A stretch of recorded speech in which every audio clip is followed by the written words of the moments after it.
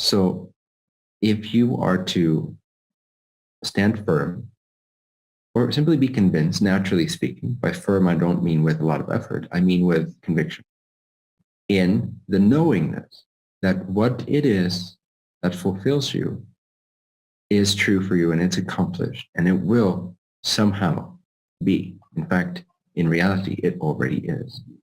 If you can simply align to this state, to this energy, and let go of any need for it to appear a certain way, to not engage with the hows and the whens, at least not with a sense of personal doership, then there might be a sequence of appearances to seemingly take you through the illusion of linear time to end up at your destination.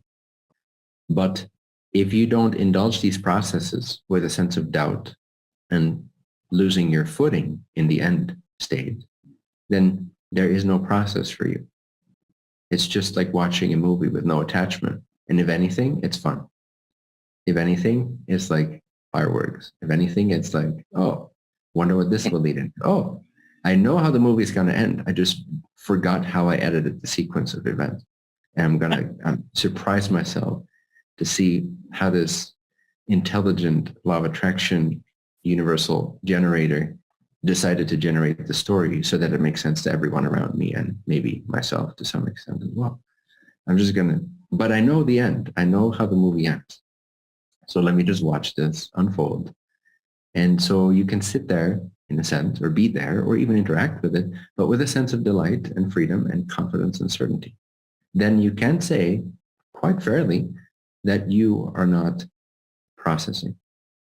The process kicks in when doubt in the end result is allowed. So, well, that makes me think about this notion of conviction and doubt, because I've noticed that sometimes I just kind of end up waking up in conviction. That is, I wanted to be convicted a long time ago, but then one day I just was. But that doesn't explain doubt. It's like, I don't want to be in doubt, but there it is, so I don't seem to understand how to get from doubt to conviction. I often get to conviction, but I don't know how it happened. Okay. It can happen in many different ways. So it's case by case basis. Do you have a specific question or are you requesting a tool of some sort? Well, I can speak to something that's going on for me right now. I've got a very clear idea of what Shambhala looks like from my perspective. And it really feels right and it feels certain. But I have some physical limitations that are standing in the way right now. I had a stroke a couple of years ago and I'm still recovering from that. And I'm going to have to recover further before this vision of Shambhala I have could possibly be. I'm physically incapable of it in this moment. So it seems like there's still a process in between here and there. Even though I really am convicted about it. It's clear to me. I know it's going to happen. It's absolutely certain. But time keeps getting in the way. Like, why is it taking this long? That's the thing that keeps bothering me. So does that answer your question? It gives me a question, yes. Okay. So a small portion of what you said sounds really good vibrationally, and the majority of it sounds like you're coming from a point of view within linear time. But certain things like, I know for sure, I know with certainty that's what it is, that's what it's going to be and so forth. That's what feels good because you're speaking from that conviction. But then your attention or your focus dwindles into the conditions that you place upon it. I know it's challenging to enjoy the fruits of what you're feeling or what you're desiring, in this case, let's say Shambhala, to enjoy the fruits of that with an almost complete neglect for whatever is within the current frame of linear time. But that is the trick, to learn to enjoy the vision and the certainty of what is and let go all attachments what is in terms of the desired reality that you know is. That's why I call it what is, because that's what truly is. When you know that that is what is, then that's all you need to know. Then you are in the other what is. And then the temptation to look at the limitations and to assume that these are conditions that need to be changed before that can be is simply the condition limiting thinker coming into play and altering your vibrations and giving you the sensation of doubt.